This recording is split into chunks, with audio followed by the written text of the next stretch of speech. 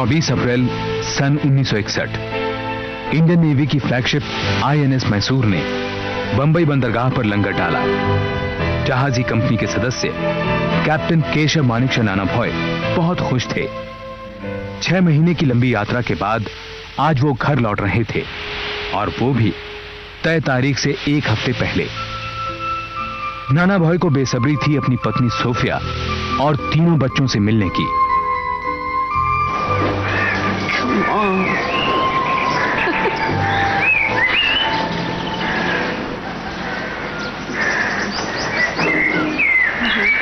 हाय हाय hi hello. अगले हफ्ते? जी हाँ, मैं अगले हफ्ते आने वाला था, लेकिन जरा सा प्रॉब्लम हो गया। सोफिया के बर्ताव से यह साफ जाहिर था कि वो नाना के अचानक घर लौटने से नाखुश थी। अगले 9 दिनों में उसके रूखेपन और चिड़चिड़ाहट ने बहस और लड़ाई का रूप ले लिया। इस तनाव को कम करने के लिए नाना ने बच्चों के साथ फिल्म देखने का प्रोग्राम बनाया। देखते कौन सबसे ज्यादा तैयार होता है। Who's the fastest?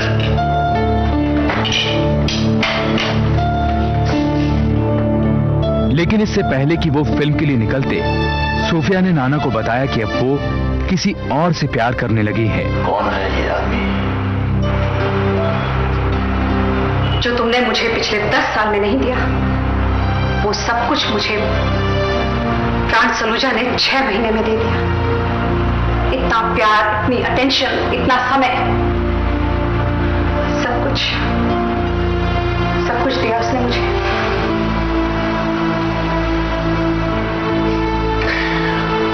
प्राण सलूजा।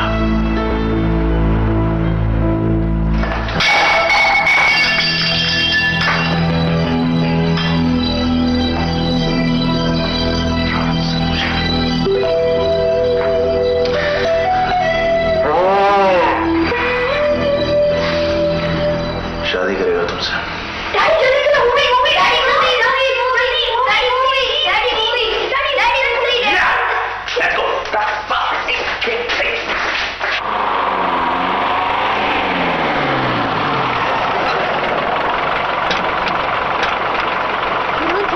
वो दोनों हीरो से प्यार करती थी। फिर क्या? दोनों हीरो की फाइट। Keep quiet. जब देखो शोर मचाते रहते। We shouldn't be watching such movies anyway. Daddy, आप फिल्म देखने चलेंगे? डॉगी की दवाइयां कौन लाएगा बेटा? और वैसे भी आपने मुझे सारी कहानी सुना दी। Anyway, enjoy yourself. 6 बजे पिक करने आऊंगा तुम सबको।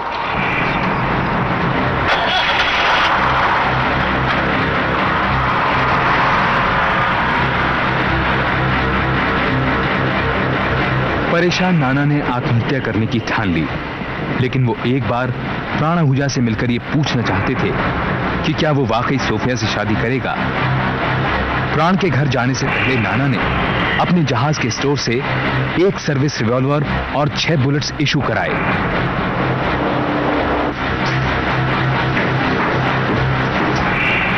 एक बंदूक और 6 पर्सन सेफ्टी।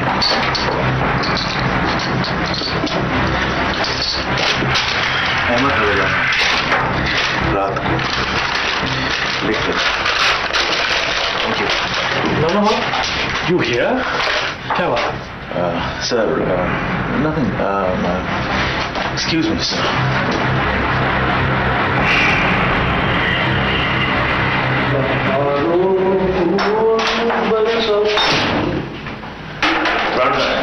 सब ऊपर है, बोलो मुझे जगाना नहीं है।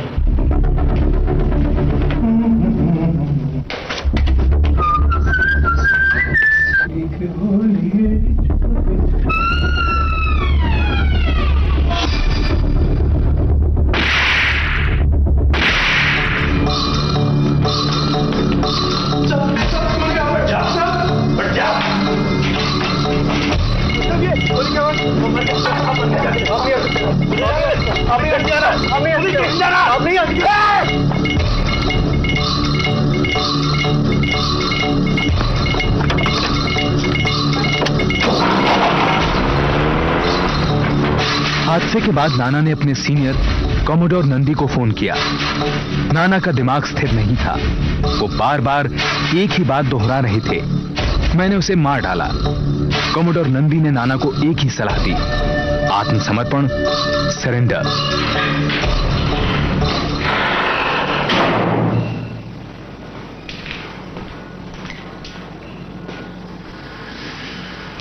Sir. Captain, what is this? Get me arrested, sir. प्राण सलूजा का मैंने फोन किया है, I surrender. आप होश में तो हैं? Do you know what this confession can do to you? Yes, sir. सच ये है कि प्राण सलूजा की लाश जीवन ज्योति बिल्डिंग में इस वक्त पड़ी है। I've killed him, मैंने उसे मार डाला है, सर। डेप्यूटी पुलिस कमिश्नर ने नाना भॉय को हिरासत में लेकर सिविल जेल भेज दिया। जल्दी ही नेवी की सिफारिश पर कोर्ट ने उन्हें नेवल बेस INS कुंजाली पर नौसेना की हिरासत में रखने की अनुमति दी। नाना भॉय पर इंडियन पीनल कोड की धारा 302 के तहत प्राण सलूजा की हत्या का आरोप था। प्रेस में छपी सीमा की रक्षा में लगे सिपाही की पीठ पीछे उसकी पत्नी की बेवफाई की कहानी ने नाना भॉय को जनता का हीरो बना दिया। सुनवाई के पहले दिन कोर्ट के अहाते से लेकर फ्लोरा फाउंटेन तक हजारों लोगों की भीड़ थी। हवा में नाना भॉय जिंदाबाद के नारे गूंज रहे थे। केस शुरुआत से ही विवादों से घिरा था। सरकार ने नाना भॉय की रिक्वेस्ट पर उन्हें अपना केस लड़ने के लिए 17,000 रुपए दिए। इस बात पर लोकसभा में हंगामा मच गया। सरकार पर नाना भॉय की तरफदारी का आरोप था। इधर प्राण सलूजा के परिवार ने केस से अपनी दूरी बनाए रखी। उधर कोर्ट में नाना भॉय ने 9 सदस्यों की स्पेशल जूरी के सामने प्लीड किया, नॉट गिल्टी। मेंबरान जूरी, प्रेस की रसीली सुर्खियों, शब्दों के जाल से बने भावनाओं को बहा देने वाले ये आर्टिकल्स, अक्यूज्ड की लुभा देने वाली पर्सनैलिटी, उसका ऑरा, उसका आला बैकग्राउंड, इन सब की चकाचौंध से बचकर कहीं दूर खड़े रहकर इस चमक धमक के पीछे पड़े उस मुजरिम को देखिए, उस कालिक को देखिए जो प्राण सलूजा के चिता से उठकर उस मुजरिम के चेहरे पर पुती है, जो आज इंसाफ मांगती है, सजा मांगती है, फांसी मांगती है। फांसी, फांसी केवल मर्डर के केस में दी जाती है, और यह मर्डर नहीं था। I can prove it was. सबूत है, गवाह है। मेरे पहले गवाह प्रेम सलूजा की बिल्डिंग का चौकीदार। केस की तहें खुलने लगी। घटनास्थल पर सबसे पहले पहुंचने वाले जीवन ज्योत बिल्डिंग के चौकीदार और इंस्पेक्टर पालेकर प्रमुख गवाह थे। इस बात में कोई शक नहीं था कि नाना भॉय प्राण सलूजा के घर एक लोडेड रिवॉल्वर लेकर गए थे। ना ही इस बात को ठुकराया जा सकता था कि हत्या के वक्त कमरे में नाना भॉय और प्राण सलूजा के अलावा कोई नहीं था। बहस का मुद्दा था हत्या की वजह। दरअसल यह case murder due to grave and sudden provocation का है। मेंबरान जूरी, मेरे क्लाइंट को उकसाया गया, ऐसे हालात पैदा किए गए कि उनको गुस्सा आया और वो हादसा घटा जिसमें प्राण सलूजा की जान चली गई। सडन एंड ग्रेव प्रोवोकेशन, यानी किसी के भड़काने से अचानक गुस्सा आना और उसी गुस्से से कत्ल हो जाना। मेंबरान jury, this is a premeditated cold blooded murder. उसने झूठ बोलकर पिस्तौल इशू करवाया और उसके बाद प्राण सलूजा के पास कत्ल के इरादे और प्लान से गया था। Thank you, that's all your honour. The court is a जज। जेल में नाना के पास हजारों की संख्या में फैन मिल आती।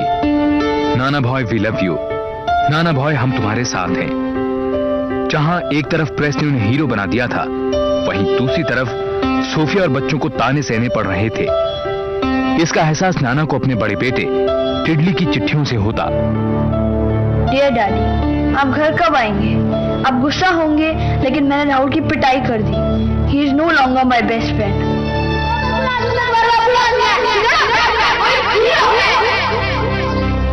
क्या आप सचमुच बुरे आदमी हैं? मैंने मम्मी से पूछा तो वो तो कुछ बोलती ही नहीं है। आपका टेडी।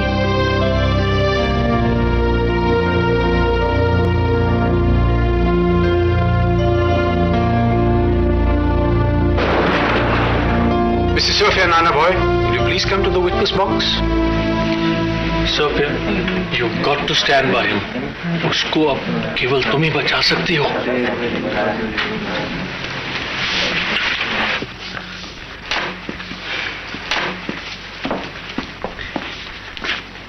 मिसेज नाना भाई, क्या आप इन लेटर्स को पहचानती हैं? जी। किसने लिखे? प्राण सलूजा ने मुझे। क्या ये चिट्ठियां कहीं भी दर्शाती हैं कि प्राण सलूजा आपसे शादी करना चाहता था?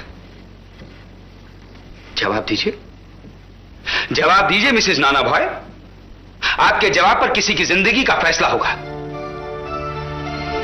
चिट्ठियों में शादी का कोई वादा नहीं किया गया।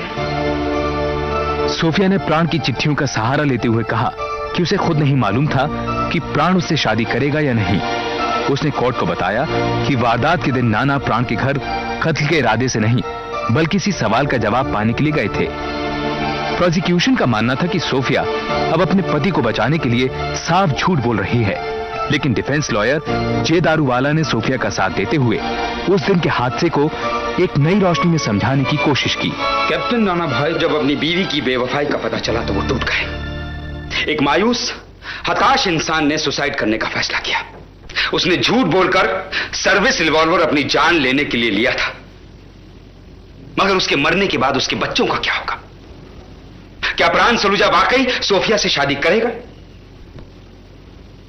उस शाम यही जानने के लिए मेरा क्लाइंट प्राण सलूजा के घर गया। अरे नाना, तुम ऐसे बेडरूम में? सोफिया और बच्चों का क्या होगा? वो तुम्हारी प्रॉब्लम है यार, तुम संभालो।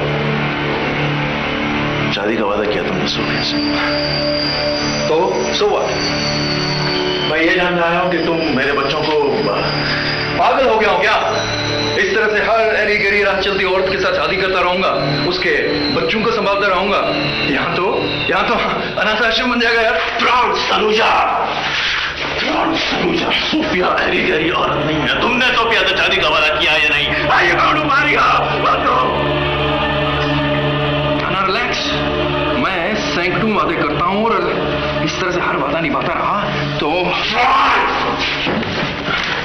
हरम खोलने के लिए तुम जिंदा नहीं बचाना। मेरे बच्चों का नाता खोलेगा, मेरे बच्चों का नाता नहीं खोलेगा, मेरे बच्चों का नाता जब ना लेगा।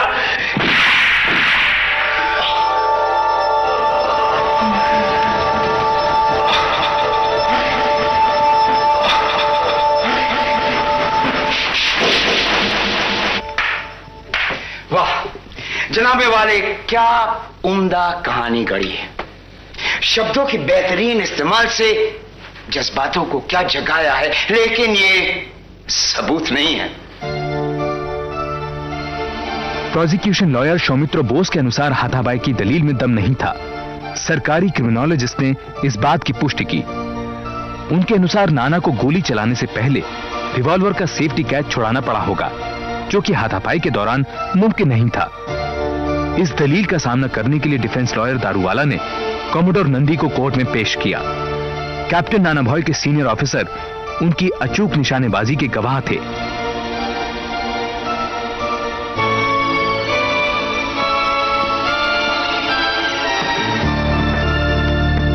कमोडोर नंदी, कैप्टन नाना भाई का निशाना कैसा है?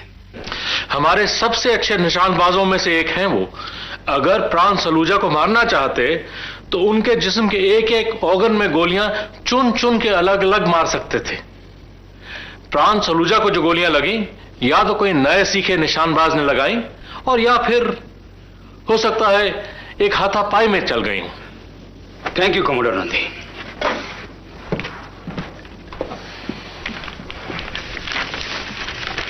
यह है डॉक्टर एबी बालिगा की रिपोर्ट, ये जो इस बात की तफ्तीश करती है कि जिस थन से जिस एंगल से प्राण सलूजा को गोलियां लगी थी वो हाथापाई के दौरान चली थी। मगर यह हाथापाई क्यों हुई योर लॉर्डशिप? डिफेंस का कहना है कि हाथापाई की वजह प्राण सलूजा का सोफिया से शादी ना करना था, राइट? लेकिन प्राण सलूजा सोफिया से शादी करना चाहता था। ये 3 कागजात इस बात को प्रूव करते हैं। प्राण सलूजा की चिट्ठियां जो चीख कर कह रही है सोफिया मुझसे शादी करो। सर, आपने बात बताई नहीं। सोफिया के चरित्र पे कोई आंच नहीं आनी चाहिए, चाहे कोई भी हो जाए। कोर्ट में सबूत के तौर पर 26 प्रेम पत्र पेश किए गए, सोफिया के प्राण के नाम और प्राण के सोफिया के नाम। इन खतों में प्राण की प्रेमिकाओं की चिट्ठियां भी शामिल थीं। एक खत था पैन का, जिसकी प्राण से तथाकथित रूप से शादी हो चुकी थी। तुम पर या बच्चों पर अब कोई आंच नहीं आएगी। सारे इंतजाम मैंने कर दिए हैं, इंश्योरेंस व्हाटएवर। और मेरा? समझदार हो, समझ जाओगी। मैंने कोर्ट में झूठ बोला था कि प्राण मुझसे शादी करना नहीं चाहता था। तुम रिहा होकर वापस आओगे, मेरा विश्वास है। विश्वास सोफिया, विश्वास कभी वापस नहीं आता। क्या अक्यूज अपनी सफाई में कुछ कहना चाहेगा?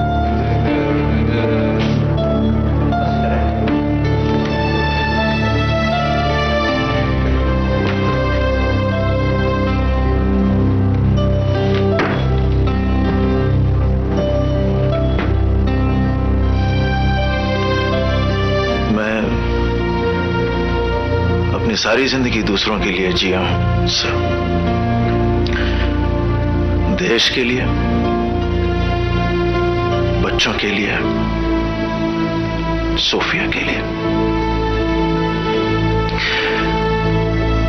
सोफिया की वजह से उस हाथापाई में तो क्या, अब भी अगर मेरी मौत हो जाती है तो मुझे कोई फर्क नहीं पड़ता है। I did this because I love her. I did this for her honor, sir. I did this for your honor, Sophia.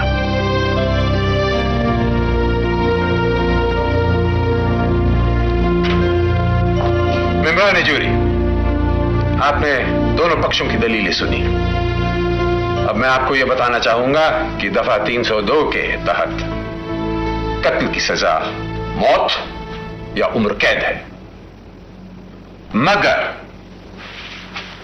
दफा 300 के तहत अगर कत्ल किसी के उकसाने पर अचानक आवेश में हुआ तो वो कत्ल नहीं माना जाता।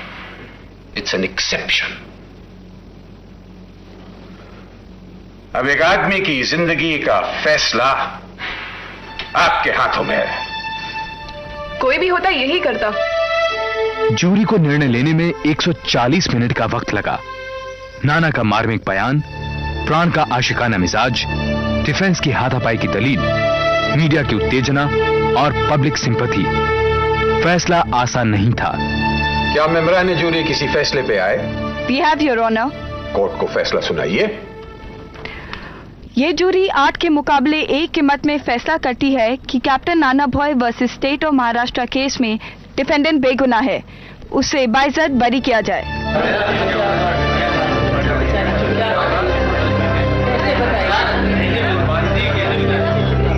Order, order, order!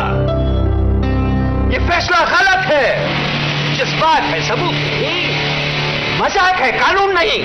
ये हरगिज नहीं होने दूंगा। I will not let a guilty man go scot-free. नाना भॉय कातिल है और उनको सजा मिलेगी। मैं इस केस को हाई कोर्ट की डिवीजन बेंच भेजता हूं।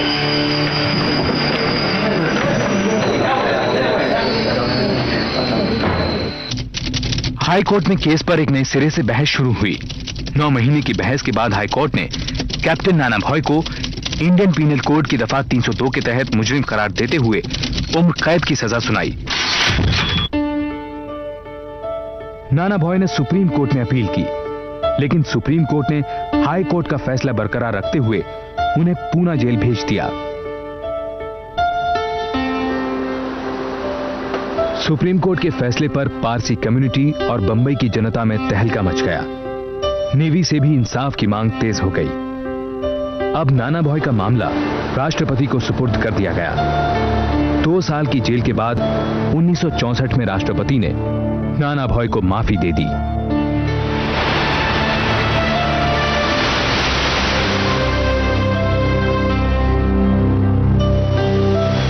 जेल से छूटते ही नाना भॉय सोफिया के पास लौट गए। कैप्टन नाना भॉय सोफिया और अपने 3 बच्चों के साथ कनाडा जा बसे। भारतीय कानून के इतिहास में जूरी द्वारा ट्राई किए अंतिम चंद केसों में से ये एक था। 1962 में जूरी सिस्टम समाप्त कर दिया गया।